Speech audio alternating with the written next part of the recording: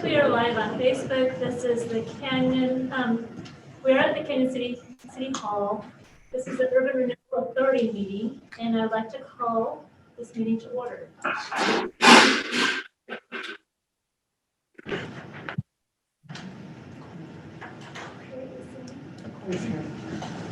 Call the roll. Roll call, please. Commissioner Dennehy? Here. Commissioner Gonzalez? Here. Commissioner Jaquez? Absent. Commissioner Hamrick? Here. Commissioner Meisner? Here. Commissioner Payne? Here. Commissioner Reed? Absent. Commissioner Reeser? Here. Commissioner B. Smith? Here. Commissioner Tomar? Here. Chairman Smith? Oh, man. Here. I'd also like to point out that we have our city administrator, Ryan Stevens, our attorney, Catherine Sellers, attorney Corey Hoffman on Zoom, as well as Rick Harmon, our economic development manager, and our county commissioner-elect, Kevin Grantham, who will be taking this position officially in January. Okay, so 10 a.m. We're going to go ahead and start with the discussion on the bylaws of the Canyon City area for reinvestment expansion. That is not something that we are going to vote on tonight, but we wanted to give a chance to review and discuss and answer any questions there may be, so we can have the document ready for vote on the next meeting, which is November 16th. No. For the next meeting. Our next meeting is November 16th. Yeah, the regular No. URN. It would be December 9th. Would be the next regular URN meeting once a month. I thought it was on the third, no? Okay. So December. December 9th. So are there any questions? Or I guess we'll go ahead and turn the time over to Corey that you want to give us a kind of an overview of the bylaws? I certainly can. Good evening, everyone. I apologize that I'm attending tonight remotely. These are pretty sort of vanilla bylaws. They attempt to follow the Colorado Urban Renewal Law where appropriate, but things like I point you to things like regular meetings. I put a minimum number of 4 meetings per year with the idea that you don't have to have meetings once a month. You certainly can have regular meetings and cancel them, but that you would have to have a minimum of 4 meetings per year. There's a lot of, again, standard form language related to things like following the Colorado Open Meetings Law, voting, yes and no on, and having that in the minutes, that a tie vote means that something fails. But I tried to create, frankly, a very innocuous form of bylaws. And so they're presented for your discussion. Is there any discussion? Commissioner Meisner? On page 2, seems to be, how many people are signing checks here? Oh, 3? Does that make sense? That's how I think I had it in the draft. But again, we can certainly follow whatever protocols work best for the authority as sort of a component unit of the city.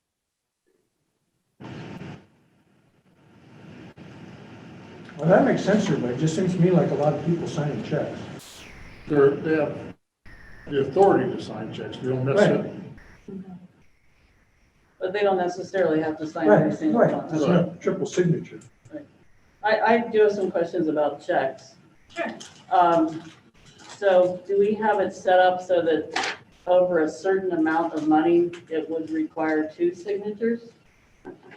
25,000. Thought I saw that somewhere. Corey, did you see that? It's Or not did you in hear here, but that? I'm just asking the question.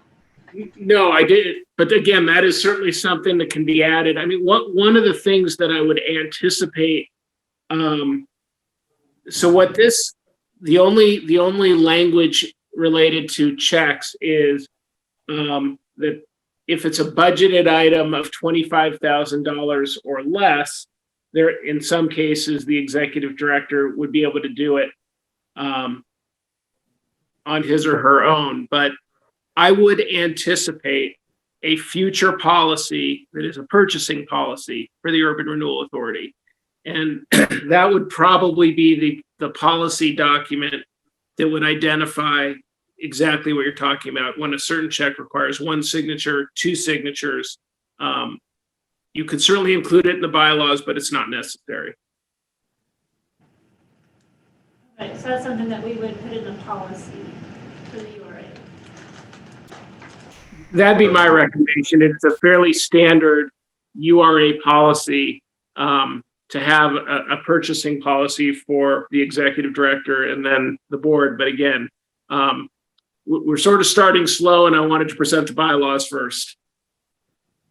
Any more questions? The rest of them would be policy questions then. Okay. They're like Sure. accounting and internal control services. Under Article 2, Section 5, Executive Director, on the top of page 3, this is just a minor, excuse me, minor thing in that first sentence. Regular books of account of his transaction, that probably ought to be his or her transactions. Keep it politically correct. Okay, and under regular meetings, just a question, do we need to add something that's at the end there, that the meetings will be conducted under Robert's Rules of Order? Or is that just assumed? You can certainly do so if you choose. It is not assumed, and so that too is a policy decision. There's no requirement certainly that the Urban Renewal Authority operate under Robert's rules, but if that's the authority's determination to do so, I can add that. And then I have a thought, I should say. I don't know if it's under personnel or meetings. And I'll just throw it out there of the commissioners getting a salary for meetings through the authority. And what everybody's thoughts might be on that. $50, $25, something like that for meeting, kind of make it worth our while. But just thought I'd throw it out there. What everybody. 12-pack.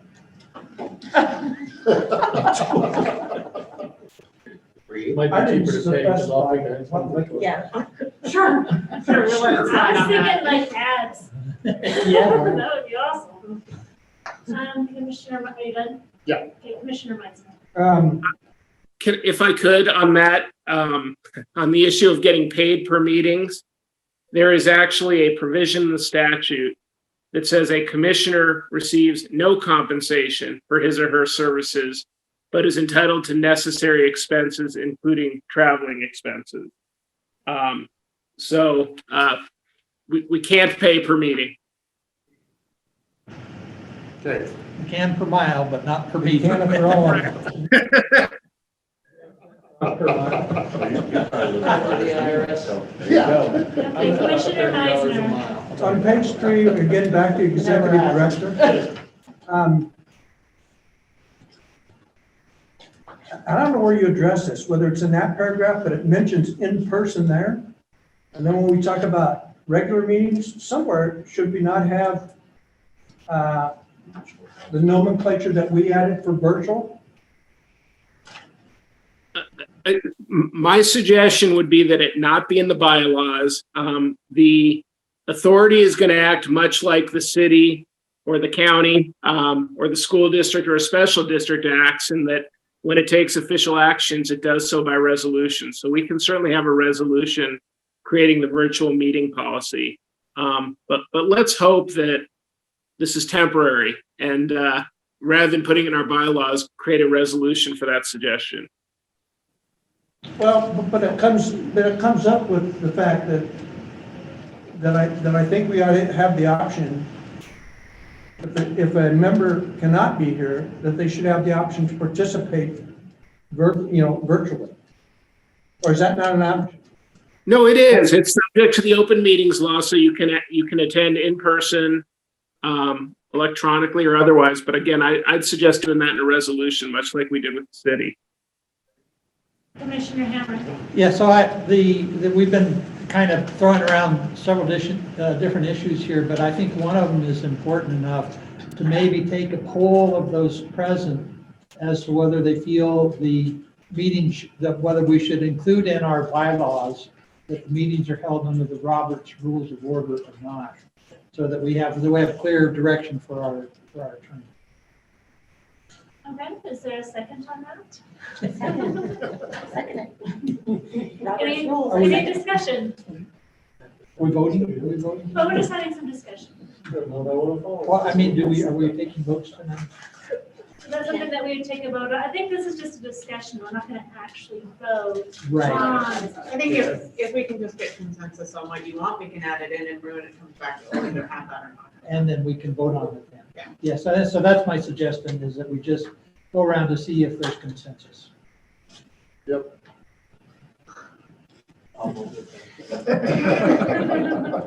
Well, there's consensus. I don't know if you saw that. There are lots of thumbs up around the table. Okay. I think we can all do that. Any more questions about the bylaws?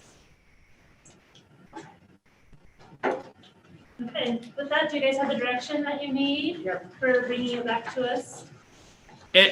Just to confirm for the meeting time, because I had left it blank based on when these were prepared. So I'm looking specifically at Article 3, Section 1. Is this so? Basically, and I know I'm not going to get this right, but basically the second Wednesday at 6 p.m. But we'll track what the schedule is for general government meetings and just make it the regular second Wednesday when general government meetings are at 6 p.m. Is that correct? The first Wednesday after the council meeting. Okay, that's what I need to know. Perfect. At 6 p.m. So first Wednesday after the first council meeting of the month. Yep. First regular council meeting.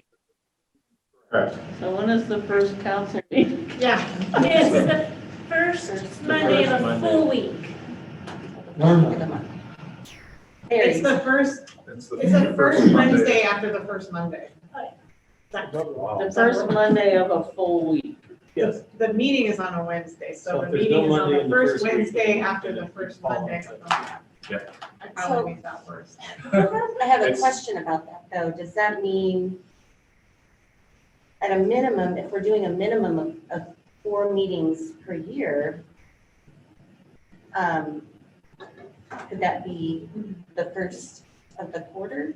No, I think, what I would recommend would be plan on having a monthly meeting. Just plan And on if we don't have content or things that need to come before the URA board, then we would cancel that meeting. Okay. Yeah, and the intent was to get it on your calendars so that it's there if we are meeting regularly, but that you still have the opportunity to cancel if there's no business. We do have a projected calendar for 2021, and we'll get that out to everybody. And they will always be at 6 p.m. Yeah. Unless there's consensus to have it at a different time. That means a general government meeting will need to be kept to 1 hour. Which I'm okay with. I like that. But I'm concerned because a lot of times if we move the time up, I wouldn't be able to make it. So 6. 6 works well for me, yeah. Good. All right, was there anything else you needed for clarification or consensus? I don't think so. I think we will bring back a final document for your December 9th meeting.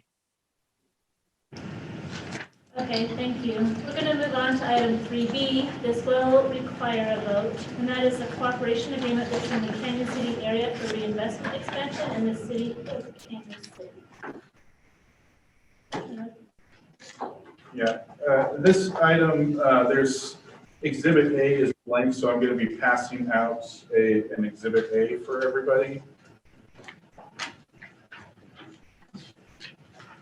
So I'm going to speak up here because this happens and I always feel like I don't have enough time to review the documents. If there's something that's passed out, then I'm just wondering, can we ask for a few moments to review those documents Sure. before we go into discussion or presentation?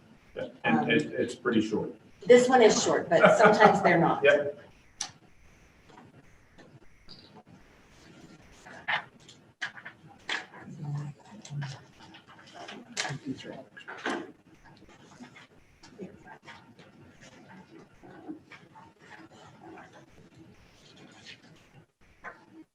Okay, I think we're ready. We good? Okay.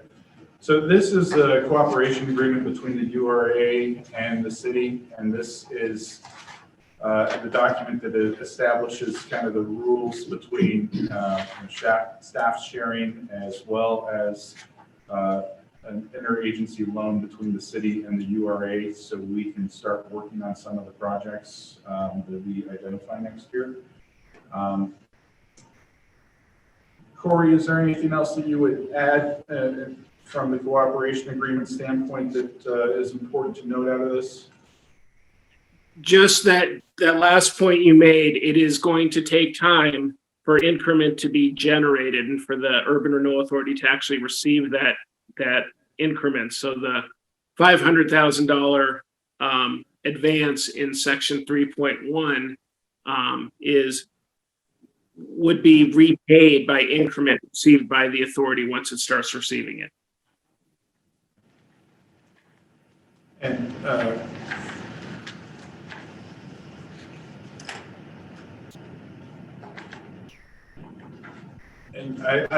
Corey, are we looking to take action on this one tonight, or is this again looking for just the input?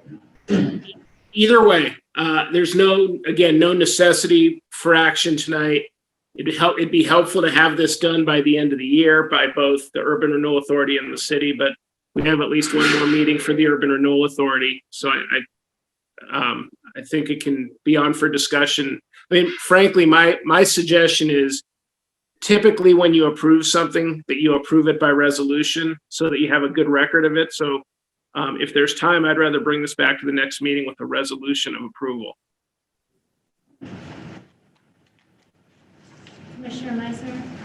On page 3.0, that, where it mentions that 500,000, that's a one-time shot. Is that a revolving? The way it's, yeah. Go ahead, Ryan, sorry. All right. So a one-time shot that would be repaid back to the city.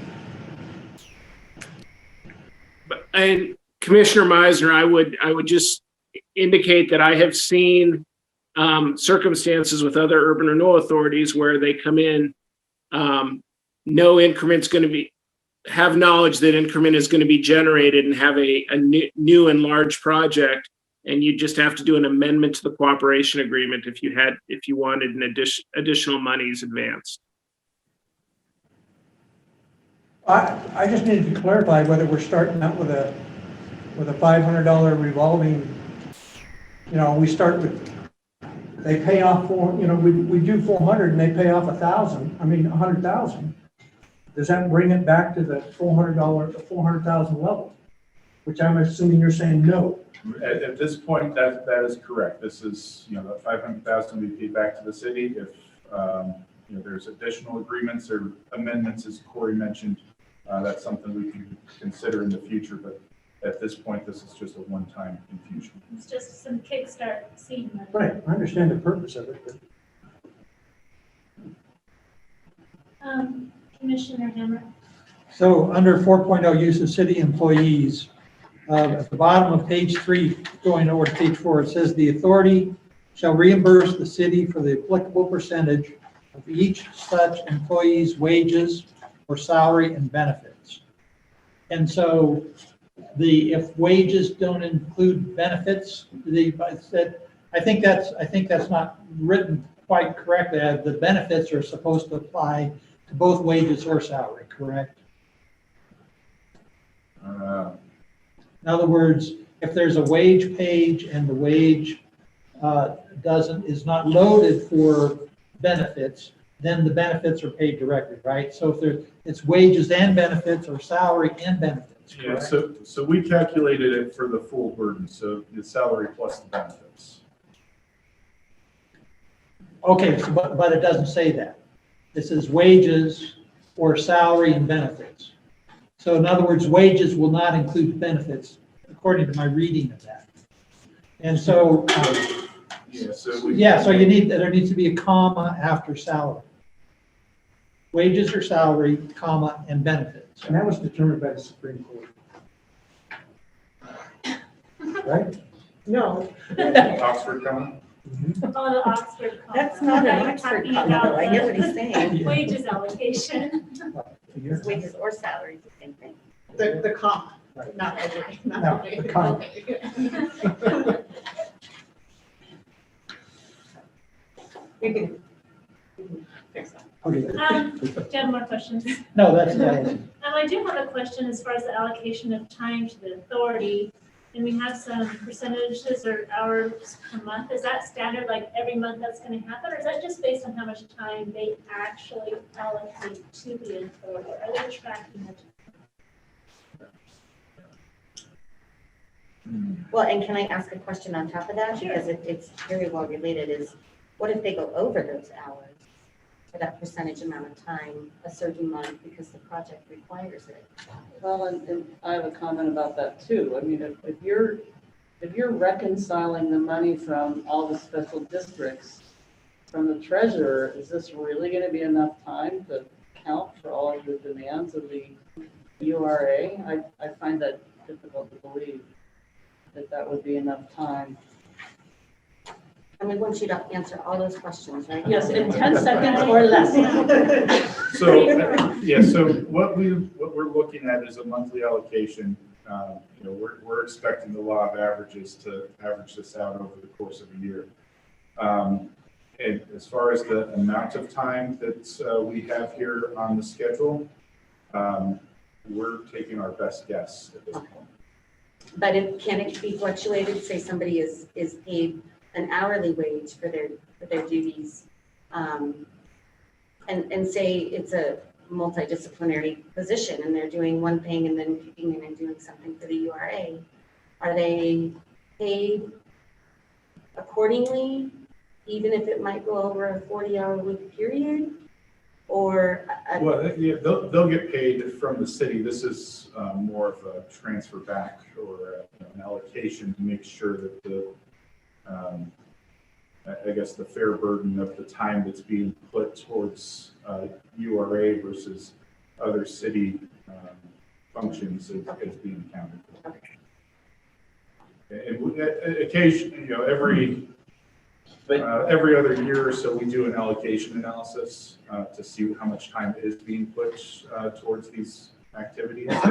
And once we have some time working through the urban renewal and we have a better idea of how much time is staff time is being used, we can bring something back to correct this if that's the case. I'm curious to see what this I have a is. question, just kind of in Rick's department.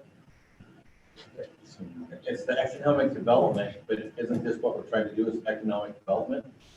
So I'm wondering why the cross there between the urban renewal when this is what we're doing for the city anyway. So Rick and I had a long discussion about this, and economic development we're looking at as the activity of going out prospecting, trying to generate the activity itself of bringing these prospects in and having having these projects to fulfill through the urban renewal. The time that we're allocating from Rick's time is more about, they're here, they're ready to commit. We need to, get into the details of a specific project like the Hotel St. Cloud and what we're going to be doing tonight during the executive session of, analyzing these projects and the time that we're spending towards that and how that is more driven on the urban renewal side of it and looking at the tax increment financing and what we're doing there versus the prospecting side of it and the, you know, the generation of lead generation and things like that. Did I answer that question? I can add to that if you want. No, that's, I mean, it's okay. I mean, I understand where he's going with that. I mean, I do. It's, the one thing I do understand is, and Ryan, I know the economic development stuff pretty good. So, no, I'm okay with that. It feels like where do you draw the line though between Yeah. Seems like a what part of dog. this job it is belongs double. where? Because It's exactly Good the work. conversation we're doing. I mean, economic development is the process of trying to create these projects that use the URA as incentives. So we try to recruit and encourage and bring in, you know, basically bring in businesses. And then this becomes a tool that we use. And then when it comes time to do what we're doing now, a lot more time goes into analyzing and negotiating and talking about the plan for their plan and plan for funding to create the gap. But then once the project's going, we'll just sit back and watch it go. So, you know, it'll be interesting to see what it'll be like in a year. But the process of economic development doesn't really change. It's just. But what about the fundamental idea that the commissioners do not receive compensation for our time? Should the city employees be receiving compensation for their time as well? Because they're out there functioning for the city. This is all to benefit the city. Correct. And they're taking money away that could be invested in capital projects. Yeah, but they're doing services for the urban renewal, like what Ryan's talking about, like what we're gonna talk about tonight. That's a specific urban renewal function. The city can't do those things. And so I think that's where the contribution comes in, when they're doing those things that are specifically urban renewal related, even though the benefits really, the whole point is for the whole, right? And so when they're doing those things and they're looking at reinvestment projects, that's an urban renewal function, even though it does benefit the city. So I think that's why the allocation is there. I understand what you're saying, that money then filters from the urban renewal and isn't there for redevelopment. I get that. But that's why this is there, this creation structure. So I'm curious to know, Corey's had a lot of experience with this. Corey, what,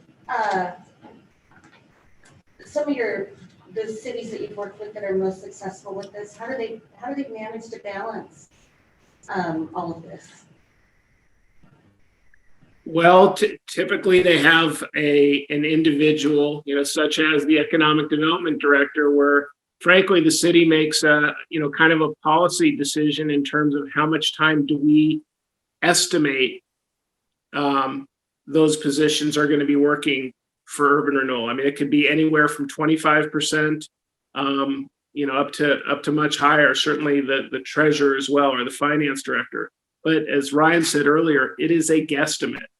And it's a way, you know, it is not uncommon for the city to allocate, or cities to allocate salary to different funds. So if you've got, you know, public works folks that are doing some work on streets and some on water, they might allocate salary to those two funds. It's not much different than that. It's just with professional staff and two sort of different functions. But this is a fairly typical way to do it. It's just determining what that allocation is going to be unique to each city. Well, I kind of see that this urban renewal is basically a tool of economic development, just like any other tool you would have. So why would this fit any other scheme? I mean, it's basically a tool that you have for doing your job. I mean, as part of the economic development, it's a part of doing the job. Well, why is this an I think extra? like Catherine said before, it's a completely different entity. It is a And to different cause- entity, To cause but that line of division between the two, I mean, if I'm incorrect. No, you're right, and the basic premises of using TIF funding for redevelopment is something the city cannot do for economic development. It's only something that urban renewal authority can do. So when Rick is working on something like that, he is functioning for the authority and not the city. Because we don't have that function, we just don't have that authority or power. So if we didn't have the urban renewal authority, we couldn't be doing it. That's the difference. And so, I mean, I don't know if the time, I mean, like Corey and Ryan said, to guess.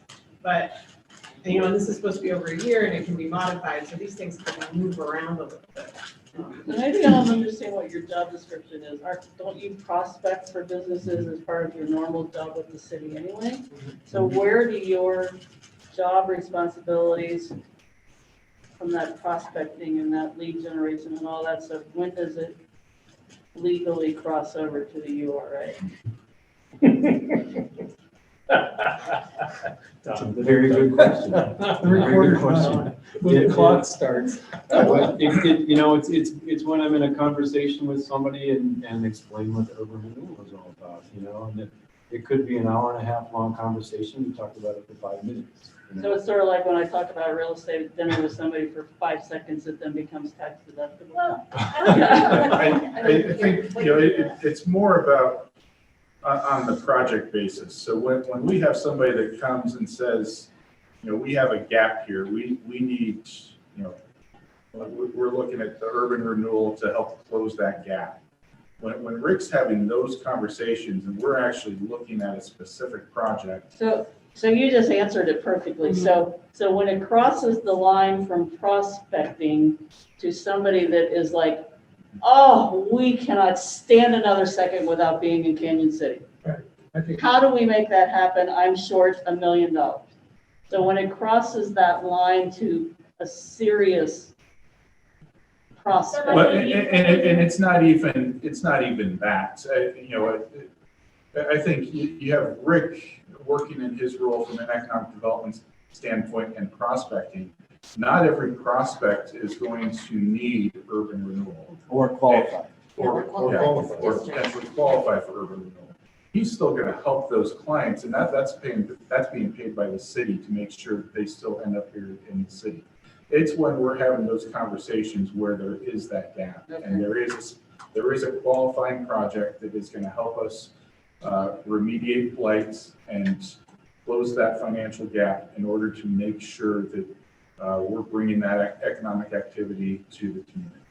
Okay, thank you. I see a clear line in that because I can see part of that conversation of gaps and whatever being part of the regular city job. But when they're ready to want to fill out an application, and just filling out the application, we've already started our first, and there's a lot of questions, there's a lot of apprehension. It has to be done just right. They have to meet certain standards.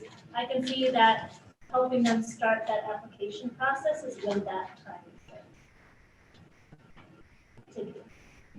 For me, that seems more clear.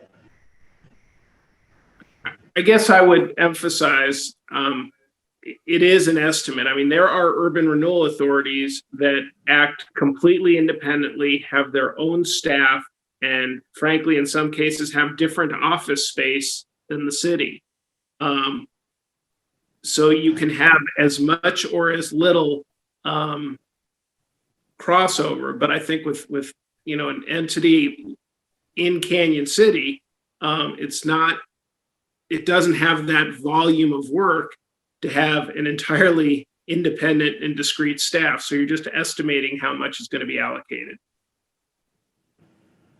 Commissioner Meisner? so. With this Exhibit A, what's the monetary amount we're talking about here? Full burden is $29,287.27 over the course of the year. And what about the payment to For the the year? county assessor? You said for the year? Yes. For the year. What about the payment to the county assessor? Is that a different agreement? That is what the cooperation or the agreement that we did with the county. Right. The money that goes to the assessor comes out of the money that the county remits to the Urban Renewal Authority that goes into the special fund. So it kind of comes in off the top from the county pursuant to the IJ with the county. Commissioner Hammer? Is our Exhibit A a comprehensive list? That is the list as we're submitting it for this agreement. I note that we have a city clerk here tonight and an information technologies person. And so that's my question about them, is that, do we intend to seek compensation for their time also? We could add that, yes. And since there are monthly meetings, and it is adjusted, it's an estimated percentage based on a yearly estimate that can be adjusted if you see that things, time is getting out of control and people are spending a lot more time, you can always come back to this board for approval for that percentage change. But it would seem to me that if we have specific employees that are working specifically for this authority, that they should be listed here. Yeah, we could list them, absolutely. The projection on those is probably 1 to 2 hours each, which is. A month. Yeah, a month, which Yeah. is gonna be right around 1.5% or so. So that's part of the reason why they're not on there, but we could certainly do that if that's the consensus of the commission. The reason they're not on there is because why? But Didn't think of it. didn't put it on there, but, Thanks a lot, John. Yeah, trying to keep the numbers conservative. Well, I said, it's just, To be if there's a consistent, bright absolutely. line between the authority and the city, it would seem appropriate to me to include a bright line employees that are doing work, specifically for the authority at a specific time. Yeah, we can certainly add that. Commissioner Meisner? I just don't want to be in a situation here where, I hate to bring this up, I'll say it. I don't want to be in a situation where we're at, like with the stormwater setup, where every month we're piling money into the city because of these arbitrary, they're not arbitrary, but they are administrative figures that we need in order to operate the storm thing. But we don't have any storm employees. And that doesn't sit well with a lot of people. And I don't want that same thing starting here, where every year we're just pumping 29,000 over to the city for services. I mean, if nothing happens next year, we're still paying $29,000 for what? We just need to be cognizant that that's going to come up at some point in time. That's why I kind of feel like being more comfortable documenting how, like, this would be up to 5 hours per month. And start with just based on what they're actually, I don't know if that's too complicated. I'm just telling you, So what would be the problem with these particular employees actually logging how much time they spend on the URA? I mean, if it's this little of time, that shouldn't be burdensome. Just a thought. Burdensome, I know. I mean, it's all the county. Well, exactly. I mean, Cost accounting. for example, I'm not a attorney, but I'll help you. For example, where we've progressed with our public works people, is every job that they do, they have to log in to our accounting system that then tells you that that's a street job, a stormwater job, or what have you. But 5 years ago, it was like, yeah, they're out there doing stormwater work.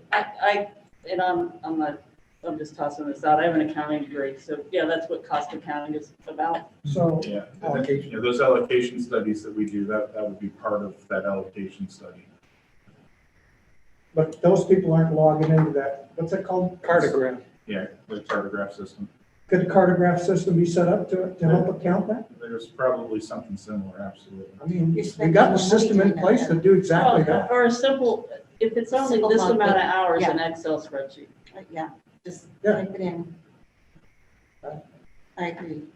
I think as we're taking baby steps, I would prefer to really be conservative. I don't want to take too much money out of the URA. We really have to show really great responsibility because money's coming from the fire district, from other districts as well. And I don't know, it just makes me feel a little odd taking money and giving it to city employees. I don't think we're But- giving it to them now, they're working for it. Yeah, you're right. It is on an annual Right, but I basis. do think it needs to be documented. I Definitely agree, needs to be. absolutely, 100%. Well, and it is on an annual basis, so it only happens once a year.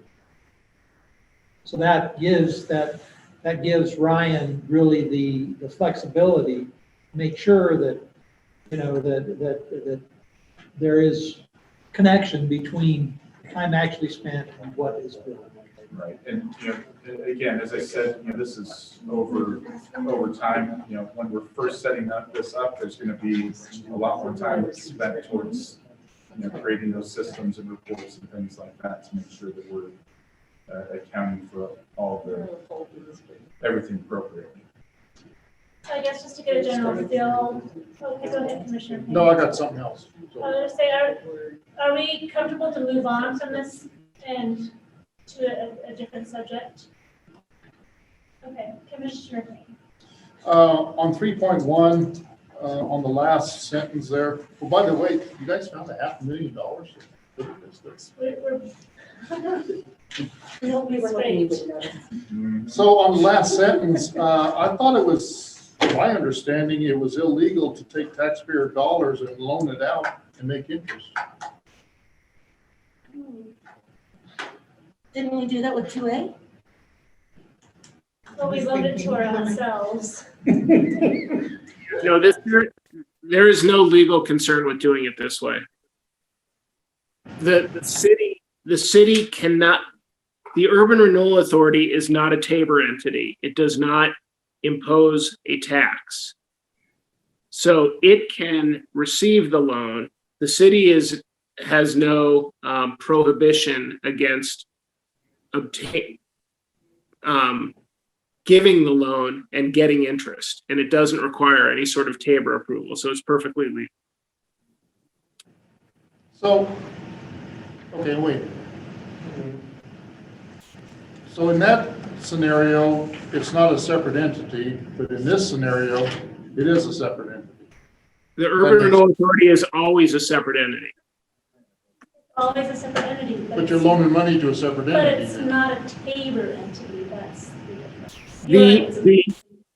Again, the entity that receives the loan, if it's a government, is required to have voter approval if it is subject to Tabor. That would be the bar.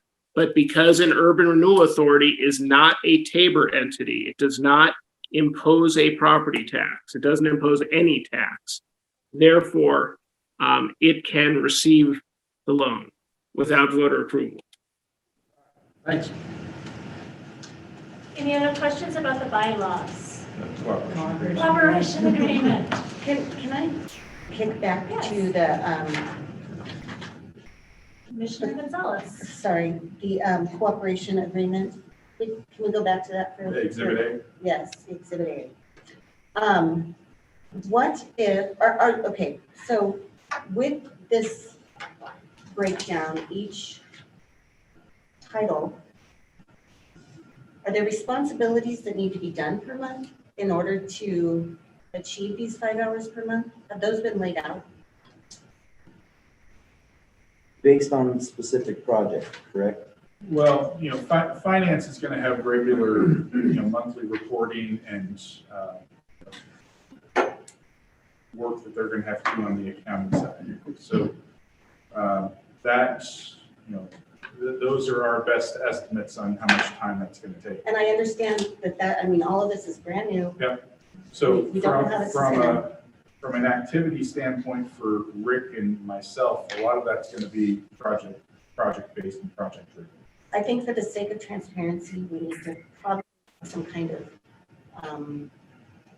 what's a job, what comes along with the job title? I'm losing my Job description. job description and what goes along with that title, just to see what's expected. If somebody were to come back and ask, what does this person do? Why are we paying them this much to do this? I don't know if it's necessarily the job description, but maybe job duties as it relates to the urban renewal. Okay. That's just a thought. Would the URA Commission like to add job duties? Well, then furthering that discussion, if this table of allocation is revisited yearly, it would seem appropriate to me, which gets back to a resolution type basis, it would seem appropriate to me that there would be a report generated by the city to the authority saying, here's the actual times and here are the projects worked on, or something like that. So that, and that then provides Yes. And that will be more clear cut. I just wonder in the beginning, we're questioning it. What is the community going to say? If we had something, and it can be vague in general, but something that says this person is responsible for this. Well, And that's what those 5 hours. But as we move along, I get what you're saying, it's gonna be more. and it could be contained in a yearly report to us. Correct. Here's how it actually worked out. What about if we had, maybe the first year of this, had quarterly reports? So that we could make adjustments in the infancy of this authority, instead of waiting until the end of the year? Yeah, I agree. I think that that's good. Because something can happen in a quarter that we don't. Well, I hope it has that much work in a quarter. I do too. Well, I just think that maybe we need to be a little more involved in the details initially, and then as, things are cooking along, like a fine-oiled machine, then maybe an annual reporting thing is okay. Does that boost up your time to 8.5 or Yeah. 9.5? Yeah, I know, I just told Rick, I said, we're increasing your job description over here. Well, but that might be something that we maybe need to hear more from the accounting side of things, because it sounds like they're gonna have their fingers in more of the detail. Yeah, they're gonna be, especially early on, they're gonna be spending a lot of time checking, double checking, making sure that everything's coming in the way it's supposed to and going back out. So maybe not putting the burden on you. Put it on Tammy. Well, that's why I think most of those positions are accounting positions. So. Yeah. Yeah. Yeah, that makes sense. Okay, so we're gonna start out with quarterly reports and the hours and what has been done. Any other questions and comments about the cooperation agreement? Is this something that we want to vote on today or wait until the next meeting so that the attorneys can make some of the suggested changes, such as adding the clerk, IT? I don't know if we need to have language about an annual report. A quarterly report? Quarterly Yeah, report. we can just make those changes and bring it back. I think, Yeah. or, With the resolution. formality of the resolution. Okay, so we'll have that brought back to us. Very good. Next we have item C, the service proposal for on-call financial and advisory services from Ricker and Cunningham. Brian Stevens. Yep, so this is an agreement with Ricker Cunningham. They're the same consultants that helped us form the urban renewal. This is to help do some of the analysis on some of these projects, be a project by project basis. We're bringing this one forward specifically because we do have the Hotel St. Cloud project in the queue right now. And we would like to have another set of eyes review the proposal from the St. Cloud, their application, and determine or confirm the gap that we're seeing, as well as calculate the potential tax increment financing that's going to be generated from this project. And this one is where time is money for this project. This project has some deadlines that need to be met. And so we need to be able to analyze to make sure that there is a gap exists, and it meets the criteria of the URA to move forward. Commissioner Hamrick. And so just to make sure, seeking clarity here to make sure I understand. So this is truly on a billed hours basis and there is no retainer. Yeah, so this would be up to $5,000, and they're going to bill us specifically for the hours that they put into reviewing the St. Cloud application. Thank you. Any other questions or comments or discussion? And will they have the ability to access Corey if they need to? Is there some kind of, okay, Yeah. Well, they'll have access to staff and the attorneys as well. okay. All right, if there's no further discussion, I would like to call for a motion to approve the proposal for on-call financial and advisory services by Ricker and Cunningham. Yeah, Madam Chair, I move that we approve the agreement with Ricker Cunningham Community Strategies with the contract as written. I'll second. There's a motion by Commissioner Payne, seconded by Commissioner Dennehy. Is there any discussion? And we'll call for a vote. Commissioner Dennehy? Aye. Commissioner Gonzalez? Aye. Commissioner Hamrick? Aye. Commissioner Meisner? Aye. Commissioner Payne? Aye. Commissioner Reeser? Aye. Commissioner B. Smith? Aye. Commissioner Hamrick? Aye. Oh, sorry, I got you two choices, sorry. Chairman Smith? Vote early, vote often. Thank you, Commissioner. And this is exciting that we're moving forward. We will now move into an executive session that it needs to be called. Commissioner Hamrick. Thank you, Madam Chair. I move that the Urban Renewal Authority enter into executive sessions for the following purposes. An executive session to determine positions relative to matters that may be subject to negotiations, develop a strategy for negotiations, and/or instruct negotiators pursuant to CRS 24-6-4024E regarding the St. Cloud Hotel. Second. So a motion by Commissioner Hamrick, seconded by Commissioner Reeser. And any discussion? I'll call for the vote, please. Commissioner Dennehy? Aye. Commissioner Gonzalez? Aye. Commissioner Hamrick? Aye. Commissioner Meisner? Aye. Commissioner Yes. Payne? Yes. Aye. Commissioner Reeser? Aye. Commissioner B. Smith? Aye. Chairman Smith? Aye. Okay, how about This me? has got to be different. Can't do that. Oh, my goodness. He hasn't been So going. you guys get quiet. Sit here and be quiet. I I didn't vote, which means I'm not recorded. You were So never. you screw up, that's all on you. Nice. Good I was point. wondering, I was looking around the table. Okay, so we will I now know move it's into temporary, all right? executive session.